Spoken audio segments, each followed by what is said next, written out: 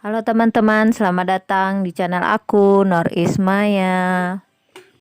Pada video kali ini kita akan membahas tentang soal dan pembahasan SKD persiapan rekrutmen CPNS tahun 2021, yaitu tentang tes wawasan kebangsaan.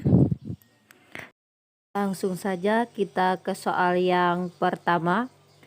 Pada tanggal 27 sampai 28 Oktober 1928 diadakan Kongres Pemuda II di Jalan Kramat nomor 106 Jakarta, dipimpin oleh A. Sugondo Joyo Puspito, B. Muhammad Yamin, C. Akagani, D. Ciudwinkwi, dan E. Wonsonegoro.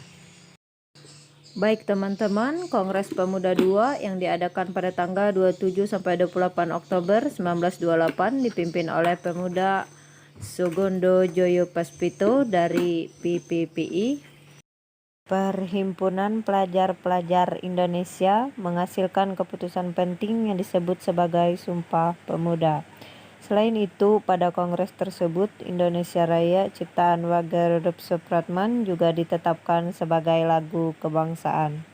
Adapun Kongres Pemuda I diadakan 30 April sampai 2 Mei 1926, diketuai oleh Muhammad Tabrani. Jadi teman-teman, jawaban yang benar, Kongres Pemuda II di Jakarta dipimpin oleh Sugondo Joyo Puspito. Lanjut soal nomor 2. Di Indonesia, lembaga yang berhak melakukan constitutional review adalah A. DPR, B. MPR, C. Komisi Yudisial, D. MK, E. MA atau Mahkamah Agung. Mari kita lihat teman-teman tugas masing-masing. Tugas DPR yaitu menyusun program legislasi nasional prolegnas, menyusun dan membahas RUU rancangan undang-undang yang diajukan DPD, membahas RUU yang diusulkan oleh Presiden ataupun DPD, menetapkan undang-undang bersama dengan Presiden, menyetujui atau tidak menyetujui peraturan pemerintah, mengganti undang-undang yang diajukan Presiden untuk ditetapkan menjadi undang-undang.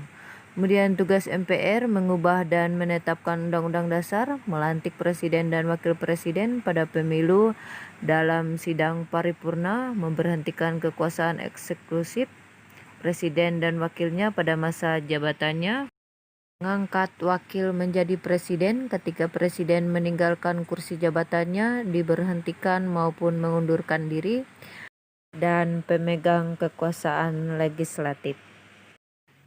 Mahkamah Konstitusi (MKRI) adalah lembaga tinggi negara yang memegang kekuasaan yudikatif atau kehakiman.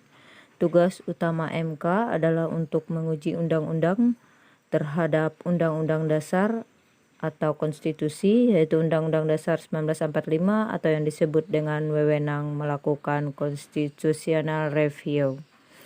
Sebagai pengadilan negara tertinggi, Mahkamah Agung merupakan pengadilan kasasi yang bertugas membina keseragaman dalam menetapkan hukum melalui putusan kasasi dan peninjauan kembali, menjaga agar semua hukum dan undang-undang yang di seluruh wilayah negara Republik Indonesia ditetapkan secara adil, tepat, dan benar.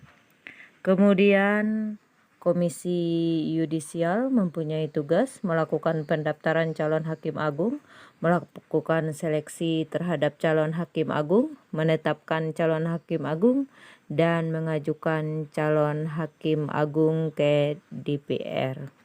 Jadi teman-teman, jawaban yang benar, lembaga yang berhak melakukan constitutional review adalah Mahkamah Konstitusi atau MK. Lanjut ke nomor 3. Di bawah ini yang bukan merupakan pahlawan pergerakan nasional Indonesia ialah A. Dewi Sartika, B. Hasyim Asyari, C. Untung Surapati, D. Cipto Mangunkusumo, E. Danudirja Setiabudi. Kita lihat siapakah tokoh ini satu persatu. Raden Dewi Sartika adalah tokoh perintis pendidikan untuk kaum wanita. Ia diakui sebagai pahlawan nasional oleh pemerintah Indonesia pada tahun 1966. Kiai Haji Muhammad Hasyim Asyari, bagian belakangnya juga sering diejak Asyari atau Asari, adalah salah seorang pahlawan nasional Indonesia yang merupakan pendiri Nahdlatul Ulama, organisasi massa Islam yang terbesar di Indonesia. Kemudian Dr. Cipto Mangunkusumo adalah seorang tokoh pergerakan kemerdekaan Indonesia bersama dengan Ernest Dwesdecker dan Ki Hajar Dewantara. Ia dikenal sebagai tiga serangkai yang banyak menyebarluaskan ide pemerintahan sendiri dan kritis terhadap pemerintahan penjajahan Hindia Belanda. Kemudian Dr. Ernest Francis Egues Dwesdecker, umumnya dikenal dengan nama Dwesdecker atau Danudirja Setiabudi, lahir di Pasuruan, Hindia Belanda 8 Oktober 1879, meninggal di Bandung, Jawa Barat 28 Agustus 1950 pada umur 70 tahun. Adalah seorang pejuang kemerdekaan dan pahlawan nasional Indonesia. Dan tokoh yang terakhir bernama Untung Surapati adalah seorang tokoh dalam sejarah Nusantara yang dicatat dalam babat Tanah Jawi. Kisahnya menjadi legendaris karena mengisahkan seorang anak rakyat jelata dan budak POC yang menjadi seorang bangsawan dan temanggung Pasuruan. Kemudian teman-teman, jawaban yang benar atas pertanyaan yang bukan merupakan pahlawan pergerakan nasional Indonesia adalah C. Untung Surapati. Lanjut ke nomor 4, suatu konsepsi yang eksplisit khas dari perorangan atau kelompok mengenai sesuatu yang didambakan merupakan pengertian dari nilai menurut A. Max Scheler, B. Nur Salut, C. Kluckhorn, di Kamus Ilmiah Populer, E. Nietzsche. Menurut Shel, Kluckhorn mendefinisikan sebuah nilai sebagai sebuah konsepsi eksplisit tersurat atau implisit tersirat, merupakan ciri khas seseorang atau karakteristik sebuah kelompok yang diinginkan atau didambakan sehingga dapat mempengaruhi pemilihan dari berbagai pola tindakan, sarana, dan tujuan akhir. Jadi teman-teman, suatu konsepsi yang implisit, khas, dan perorangan atau kelompok mengenai sesuatu yang didambakan merupakan pengertian nilai menurut C. Kluckhorn. Lanjut teman-teman, kita ke soal nomor 5. Sistem pemerintahan Indonesia pada masa negara Indonesia Serikat yang dipimpin oleh Perdana Menteri. Hal itu menunjukkan sistem pemerintahannya adalah A. Presidensial, B. Parlementer, C. Perdana Menteri, D. Ekstraparlementer, E. Konstitusional. Adapun ciri-ciri pemerintahan presidensial yaitu dikepalai oleh seorang presiden sebagai kepala pemerintahan sekaligus kepala negara. Kekuasaan eksekutif presiden diangkat berdasarkan demokrasi rakyat dan dipilih langsung oleh mereka atau melalui Badan Perwakilan Rakyat. Presiden memiliki hak istimewa untuk mengangkat dan memberhentikan menteri-menteri yang memimpin departemen dan non-departemen. Menteri-menteri hanya bertanggung jawab kepada kekuasaan eksekutif, bukan kepada kekuasaan legislatif. Kekuasaan eksekutif tidak bertanggung jawab kepada kekuasaan legislatif. Kekuasaan eksekutif tidak didapat dijatuhkan oleh legislatif. Sedangkan ciri-ciri pemerintahan parlementer yaitu dikepalai oleh seorang Perdana Menteri sebagai kepala pemerintahan, sedangkan kepala negara dikepalai oleh presiden atau raja.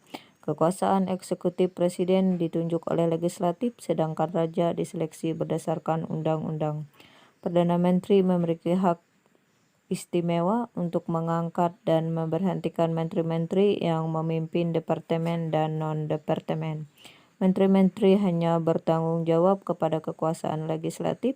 Kekuasaan eksekutif bertanggung jawab kepada kekuasaan legislatif. Kekuasaan eksekutif dapat dijatuhkan oleh legislatif. Parlemen sebagai pemegang kekuasaan di negara tersebut. Jadi, sistem pemerintahan Indonesia pada masa negara Indonesia Serikat yang dipimpin oleh Perdana Menteri menunjukkan sistem pemerintahannya adalah B. Parlementer. Oke teman-teman, sekian dulu yang dapat aku sampaikan. Sampai bertemu di video selanjutnya. Tetap membahas tentang contoh soal dan pembahasan persiapan SKD 2021 materi tes wawasan kebangsaan. Oke, sampai jumpa. Jangan lupa like dan subscribe-nya. Terima kasih.